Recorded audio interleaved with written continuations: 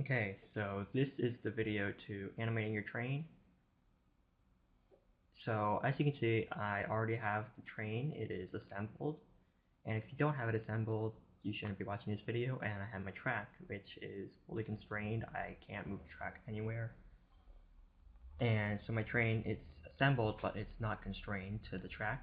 I can still make it rotate, do loop-de-loops, that kind of thing. And so first things first, I've got to constrain the train to the track. So first you're gonna want to constrain the bottom of the train to the top of the track with an offset of 0.4 inches. And you're gonna want to make a flush constraint with the side of the train and the side of the track with the offset of 0.7 inches. So now the train is constrained to the groove in the track, so you can see that I can move it back and forth along the track, but as you can see, the arm for the wheels sometimes will start going diagonal, and you want it to be horizontal the entire time so that it just will stay still. So first you need to open up the wheel, and you're going to want to make a plane across the middle, or where the YZ plane is, I believe that is. So make an offset plane with the YZ plane with 0 inches at the offset. I've already done this, so I'll just make that visible. And go back to your, save it, go back to your train assembly, and you'll have a train with these planes across the wheels. So you're going to want to make them flat across each other, so you're going to want to make an angle constraint, that selection, with the wheel in the back and a wheel in the front with an angle of 0 degrees. And you're going to want to also do this with the other side.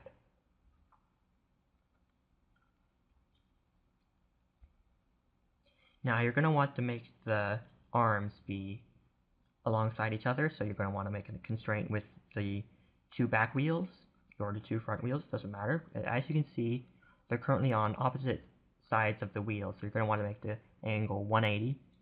So now you can see they're parallel, and you can move the wheel around, and you can see the wheels will rotate alongside each other at the same rate. So now, just to make this invisible, you have to just make it invisible. You can also do it this way, like that, and just save, and you have the wheel that just looks like a plain wheel, not with the plane, but it will still rotate. Now as you can see, it still moves along the track, but it wheel won't rotate because you don't have any animation constraints. So to do that, go to constraint, click motion, do the translation constraint, and do it against the wheel and the base of the track.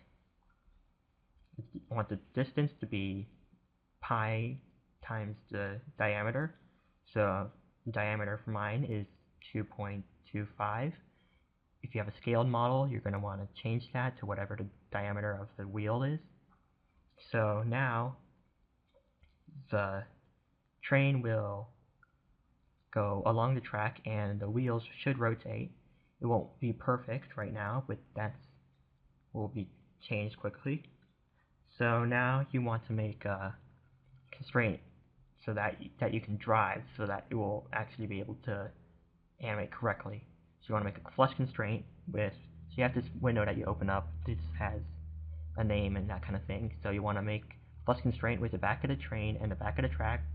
And the name, you don't need to have it to be this, but it makes it a lot easier to tell, make it the driving constraint. So, okay. So as you can see, I have on the left, I have modeling view right now.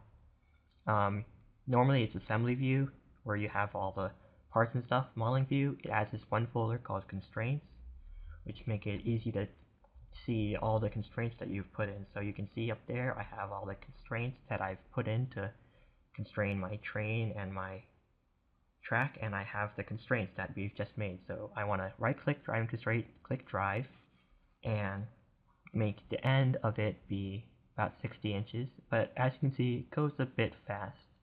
So you want to expand this, click to increment, and you want to make it be about 0.2, which is what I put. So as you can see, the train moves at a pretty good speed, and it will, I can change a bit so that the train won't go off the edge of the track. As you can see here, it is pretty good. Yeah, pretty good. So now you have a train that can go back and forth along the track. And that is how you animate your train.